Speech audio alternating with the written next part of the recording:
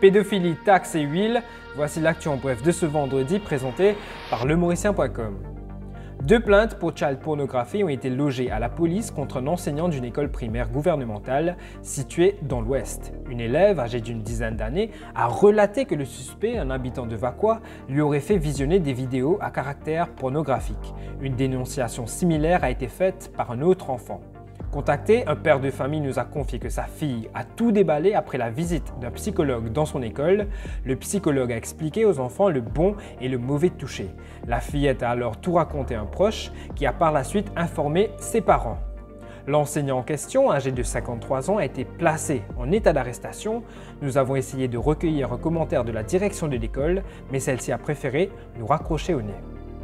Le CCID aborde un nouvel aspect dans son enquête initiée sur Maître Akil Bissessar et sa compagne. Les officiers comptent solliciter un ordre de la Cour en vue de retracer l'origine des finances de l'homme de loi.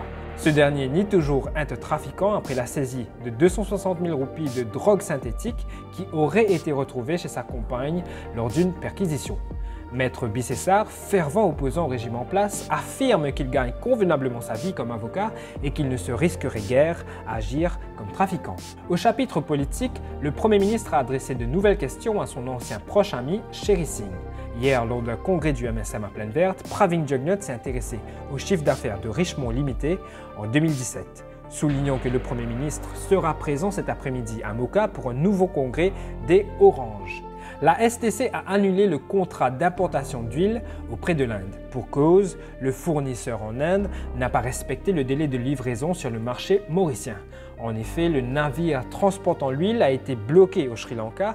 La STC rassure que le pays dispose d'un stock suffisant pour les 3 prochains mois. Par ailleurs, la taxe de 2 roupies sur le litre de carburant pour financer le vaccin contre la Covid-19 a été réallouée. C'est ce qu'a indiqué le ministre des Finances hier. Ainsi, les 2 roupies ponctionnées servent désormais à financer les denrées de base.